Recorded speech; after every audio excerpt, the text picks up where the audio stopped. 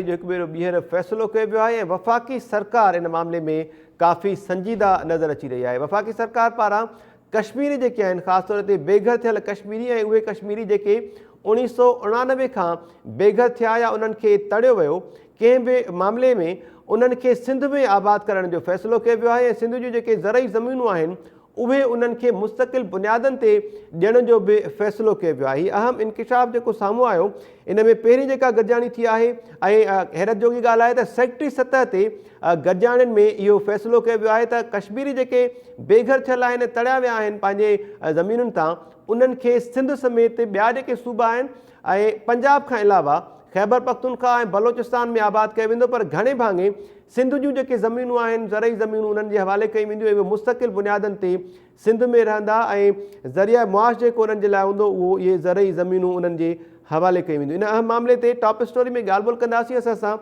Senior कानूनदान ऐं तजिया निगाह शहाब ओसो साहिबु आहिनि ऐं सुहेल सांगी साहिबु सीनियर सहाफ़ी ऐं तजिया निगाह बि असां सां टेलीफोन लाइन ते ई आहिनि। अस्सलाम वालेकुम शहाब ओसो साहिबु ऐं सुहेल सांगी साहिबु। वॾी महिरबानी। शहाब ओसो साहिब खां शुरूआत कयूं पिया।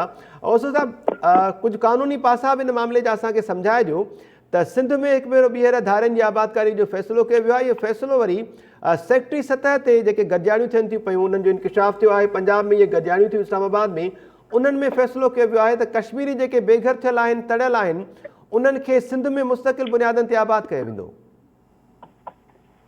ॾिसो हाणे इन में को कानूनी पासो त आहे कोन। हीअ हिकिड़ी सियासी हीअ हिकिड़ी पब्लिक पॉलिसी जो मामिलो आहे ऐं इन में छाकाणि त सिंध असांजी जेको आहे सो जॾहिं खां पाकिस्तान ठहियो आहे त उहो हिकिड़ो बैनुल अक़वामी ईअं खणी चओ त हिकिड़ो मर्कज़ बणिजी चुको आहे धारियुनि जी आबादकारीअ जो। जंहिंमें ईरानी बि हिते आया, अफ़गानी बि हिते आया, बर्मी बि हिते आया, यूपी सीपीए जा बि हिते आया। सो हाणे ॻाल्हि आहे त सिंध जी जेका पंहिंजी आबादी आहे लखनि जी तइदाद में असां वटि वीचारो ग़रीब हारी जेको आहे बेघर जेको माण्हू आहे, ख़ासि तौर ते जिन वटि ज़मीन कोन्हे, जेके वीचारा सालनि खां बल्कि केतिरनि ई ॾहाकनि खां वीचारा जेके आहिनि सो ज़मीन पिया खेड़नि, ॿियनि जूं ज़मीनूं पिया खेड़नि, उन्हनि खे पंहिंजो हिकिड़ो जेको आहे इंच बि ज़मीन कोन्हे, उन्हनि खे त ज़मीन कोन थी मिले जिन जो हक़ु आहे।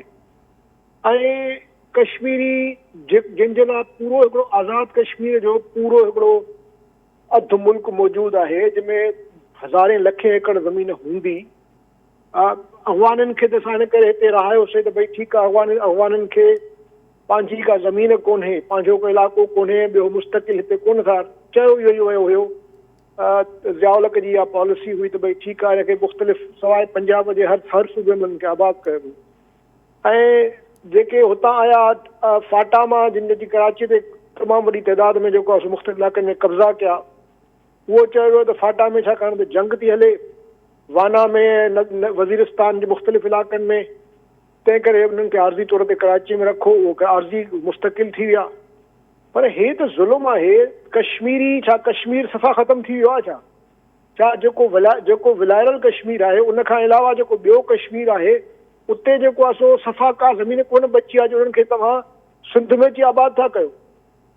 मूंखे सम्झ में नथो अचे, छाकाणि त उहो ॾिसनि था जेके आबादकारी करण वारा आहिनि, उहे ॾिसनि था त केतिरनि ई सालनि खां ज़रदारी साहब सिंध खे जेका जागीर बणाए छॾी आहे पंहिंजी, ऐं जेको दुनिया जो जेका माफ़िया हिते आहे, जेके भली वॾा इदारा हुजनि उन में, ऐं जेके जेको आहे मलिक जहिड़ा बहरिया जा जेको आहे सो वॾा बिल्डर माफ़ियाज़ हुजनि, इन्हनि सभिनी खे ज़मीनूं सिंध में मिलनि थियूं। सिंध जा ॿेटनि ते उन्हनि जो जी नज़र आहे।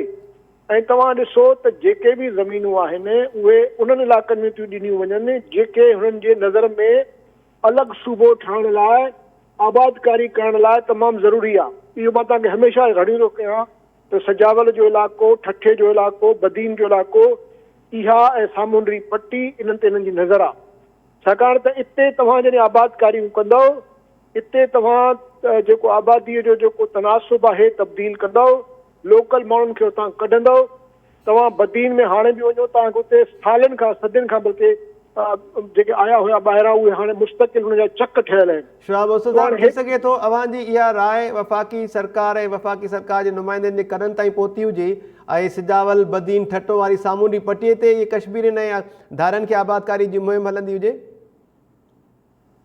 ॾिसो, मां उहा ई त गुज़ारिश कयां थो त इन में इहो हुननि जो को ॾोह कोन्हे। हुननि जो वस पुॼे त सिंधियुनि खे पूरे सिंध मां कढी आबादकारी करे छॾनि हिते, पर जेके जिन खे तव्हां टियों दफ़ो चूंडे हिन सूबे जो हुकुमरान करे विहारियो आहे, जॾहिं उहे इन धाड़नि में शामिल हूंदा, इहो पीडा वारो जेको मामिलो हुयो, बेटनि वारो मामिलो हुयो, उन में छा थियो हुयो? उन में त पहिरों शहाब साहब, सुहेल सांगी साहब बि असां सां टेलीफोन लाइन ते ई आहिनि, उन्हनि खां बि तजुर्बो वठूं पिया।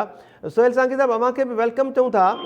कुझु वक़्तु पहिरियां असां ॾिठो त सिंध मां धारनि जी नेकाली जे ख़िलाफ़ हिकिड़ी मुनज़म मुहिम बि हली। कराची, हैदराबाद ऐं ॿियनि शहरनि मां धारनि जी नेकाली जे लाइ कोम्परस बि असांखे रस्तनि ते नज़र आया, पर इन्हनि सभिनी शयुनि खे छॾे करे हाणे वरी धारनि खे आबाद करण जो मनसूबो जेको आहे वफ़ाक़ी सरकार पारां रिथियो वियो आहे।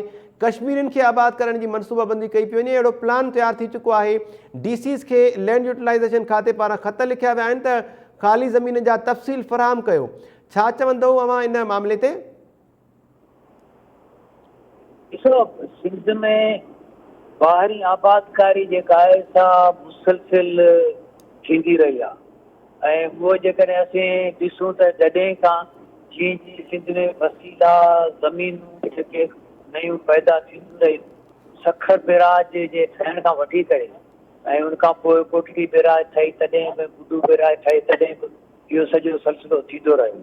त पाकिस्तान में इहो हिकिड़ो अजीब क़िस्म सां मामिलो रहियो आहे त पहिरीं जेको आहे सो सिंध में जेको आहे सो ॿाहिरीं आबादकारी हिते थी रही हुई ऐं असां जेको वञूं वारो पीरियड में 50s में सॼो ॾिठोसीं, 60s में ॾिठोसीं। पोइ इहा आबादकारी कॾहिं जेका आहे सा हिते उन्हनि खे ज़मीनूं ॾेई करे, कॾहिं इन्हनि खे कारोबार में शामिल करे, कॾहिं वरी जेको आहे सो मुख़्तलिफ़ कारखाननि में जेको मामिलो जेकॾहिं उन में असीं का पॉपुलेशन आहे।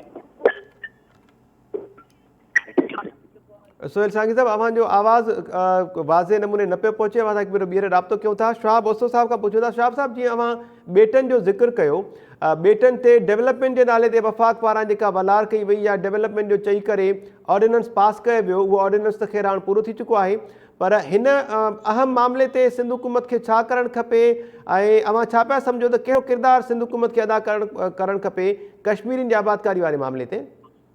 साईं, ॾिसो, ॻाल्हि इहा आहे त सिंध हुकूमत जेका आहे उहा ट्रस्टी आहे। उहा असांजे जेके असांजा वसीला आहिनि, जेके असांजा क़ौमी वसीला आहिनि, उन्हनि जी ट्रस्टी आहे। उनजी इहा ज़िमेदारी आहे त उनजी हिफ़ाज़त करे, सिंध जे इंच इंच जी हिफ़ाज़त करे ऐं जेको कानूनी आइनी मामिलो आहे उन ते पाण खे जेको आहे सो मुस्तक़िल ऐं मुस्तक़िम तौर ते जेको आहे सो क़ाइमु रखे। पर जेकर हे भाङे भाईवार थी वेंदा, हे पाण तिजारतूं कंदा, पाण उन सां गॾिजी वेही जेको आहे धंधा धाड़ी कंदा, सिंध जी ज़मीन खे हिननि जेको ज़ाती जागीर बणाए छॾींदा, त पोइ मूंखे ॿुधायो त कहिड़े इख़लाक़ी ऐं कानूनी जवाब सां उहे हुनजी मुज़ाहिमत करे सघंदा। इन्हनि ॿेटनि वारे मामले में बि तव्हां ॾिसो त सभ खां पहिरियों लेटर जेको आहे सिंध गवर्नमेंट मोकिलियो हुयो ऐं सिंध गवर्नमेंट हुन में बिल्कुलु भाङे भाईवार हुई ऐं इहो त मां सम्झां थो हिननि जे लाइ हे ख़ुशि था थियनि जॾहिं वफ़ाक़ अहिड़े क़िस्म जूं असांजे मथां जेको आहे सो गैर आइनी ऐं गैर कानूनी जेके आहिनि सो जेके मां त चवंदुसि साज़िशूं थो असांजे मुसलित करे, त हुन में हे ख़ुशि था थियनि। छाकाणि त जॾहिं हे 10,000 या 8,000 एकड़ ॾियनि था त 20,000 एकड़ वरी हे था फमाइनि।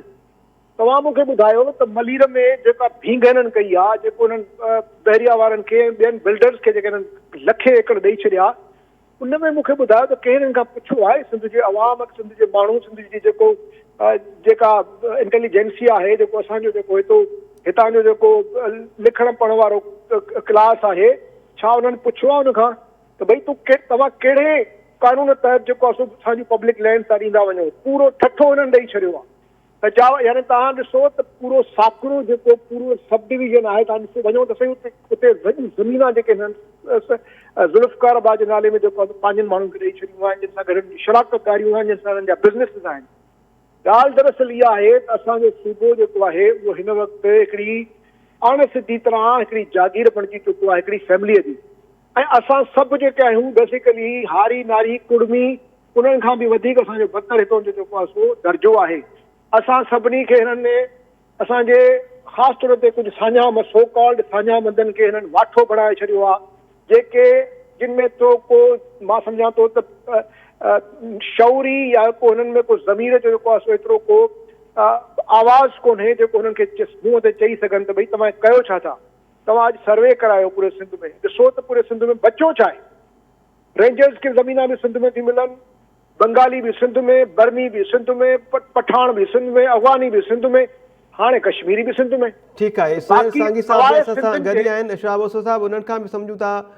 सुहेल साहब, अव्हांखे बि यकीनन हैरत थींदी इहो ॿुधी करे त कश्मीर गिलगित बल्तिस्तान मामलनि जी वज़ारत जो जेको सेक्रेटरी आहे एजाज़ अहमद ख़ान साहब, उन्हनि जी सदारत हेठि 2 अहम गॾिजाणियूं थी चुकियूं आहिनि ऐं गॾिजाणियुनि में फ़ैसिलो त पहिरियां ई थी चुको, पर प्लान बि तरतीब ॾिनो वियो आहे ऐं इन गॾिजाणीअ में सिंध, बलोचिस्तान ऐं ख़ैबर पख्तूनख्वा जे senior member board of revenue शिरकत कई, पर पंजाब जे मेंबर इन में शिरकत करण जी ज़हमत न कई या शायदि उनखे दावत न ॾिनी वई हूंदी। कीअं पिया ॾिसो त अहिड़नि मामलनि में पंजाब हमेशह आजो हूंदो आहे, मतिलबु पंजाब खे इस्तस्ना आहे, बाक़ी सिंध में धारनि खे आबाद कयो वेंदो। ॾिसो, इन में त जेको पंजाब जो मामिलो आहे, पंजाब ॿाहिरीं आबादी खे सदाईं उनखे घटि क़बूल कयो आहे। जॾहिं पाकिस्तान ठहियो ऐं विरहांउ थियो, ओॾी महिल बि जेके उते ट्रेनूं आयूं त उन्हनि पुछियो भई पाकिस्तान किथे आहे, उन्हनि चयो पाकिस्तान आगे आहे। इहो बसि किताबनि में असां पढ़ियो आहे। ऐं ॿिए नंबर ते जेका हिन में सभ खां अहम ॻाल्हि इहा आहे त भई जेकॾहिं सिंध जो रेवेन्यू डिपार्टमेंट या असांजा DC साहिबान ऐं सिंध गवर्नमेंट इहा चवे थी त इहे ज़मीनूं ख़ाली आहिनि, भई ख़ाली कीअं आहिनि? ॻाल्हि इहा आहे त तव्हां इन खे यकीनी बनायो त भई सिंध में जेको माण्हू हींअर रहे पियो, ख़ासि करे सां ॿाहिराड़ी में जेको माण्हू रहे पियो, जेको ग़रीब माण्हू आहे, छा हर कंहिं वटि ज़मीन आहे? भई जेकॾहिं हर कंहिं वटि ज़मीन न आहे त तव्हां उन ख़ाली कीअं था करार कयो? असां वटि लखनि जे तइदाद में जेके आहिनि से बेज़मीन हारी मौजूदु आहिनि। तव्हां पहिरीं उन्हनि खे ज़मीनूं ॾियो, उनखां पोइ तव्हां चई सघो था त इहे ज़मीनूं ख़ाली आहिनि। त आउं नथो सम्झां त कंहिं बि तरीक़े सां इहो जेको ज़मीन ख़ाली ॾियण वारो सिंध गवर्नमेंट जो मौक़िफ़ आहे, इहो को ठीकु आहे। ऐं बाक़ी ज़ाहिर त फेडरल गवर्नमेंट या असांजी एस्टेब्लिशमेंट उनजी त इहा पूरी कोशिशि रही आहे। तव्हां ॾिसो, सिंध में जेके ज़मीनूं वसीला हुया, हिकिड़ा त जेके आहिनि जॾहिं इहे लॾ पलाण थी ऐं पाकिस्तान हिंदुस्तान जॾहिं ठहियो त ओॾी महिल माण्हू आया, उनखां पोइ जेके आहिनि वरी ज़मीनूं ओॾी महिल आयूं, उन ते कब्ज़ा कया विया, कब्ज़ा कया माने उन्हनि खे इलाट कयूं, नीलाम में ॾिनियूं वयूं। अच्छा, उनखां पोइ वरी इहो थियो त उहे जेके आहिनि से ज़मीनूं ख़रीद करण जे लाइ जेका अवलियत उन्हनि खे ॾिनी वई, जेके ॿियनि सूबनि जा आहिनि। पोइ इहा सूरत रही त कॾहिं जेके आहिनि से असांजे रिटायर्ड या सर्विंग जेके फोर्सिस में ऑफिसर अथनि उन्हनि खे बल्कि एतिरे क़दुरु जे जेकॾहिं को सुठो ॻाए वठंदो त उन खे बि ज़मीन ॾेई छॾींदा हुआ। ऐं ॿियो इन ताईं त जेकॾहिं को सुठो छको लॻाए वठे क्रिकेट जी रांदि में, तॾहिं मुसीबत सिंध ते। माना त तव्हां त इहो जेको सॼो बणायो, जंहिंमें इहो पियो लॻे त भई जेकॾहिं पाकिस्तान को कारकर्दगी ॾेखारे थो त उन कारकर्दगी जो जेको छा चइजे क़ीमत जेका भरणी थी पए, उहा सिंध खे भरणी थी पए। असीं इहा क़ीमत तयारु आहियूं, पर ॻाल्हि इहा आहे त ख़ुदि असांजे हिते माण्हू खे, सिंधी माण्हू खे, असां जेको हारी आहे उन खे पहिरीं ज़मीन ॾियो न।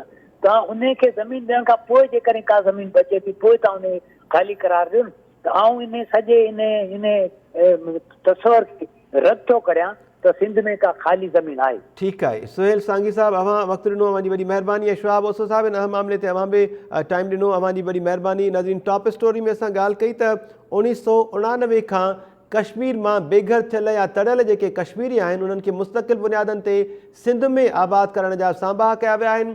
फ़ैसिलो त थी चुको आहे, पर उन हवाले सां प्लान जेको आहे उहो बि तरतीब ॾिनो वियो आहे। लैंड यूटिलाइज़ेशन खातो जेको आहे सिंध जो, उन पारां समूरनि ज़िलनि जे DCs खे ख़ाली ज़मीननि जा तफ़सील जेके आहिनि उहे पेश करण जूं हिदायतूं जारी कयूं वियूं आहिनि त जीअं सिंध जी ज़रई ज़मीन जेका आहे उहा उन्हनि कश्मीरियुनि जे हवाले कई वञे, उन्हनि खे मुस्तक़िल सिंध में आबाद कयो वञे।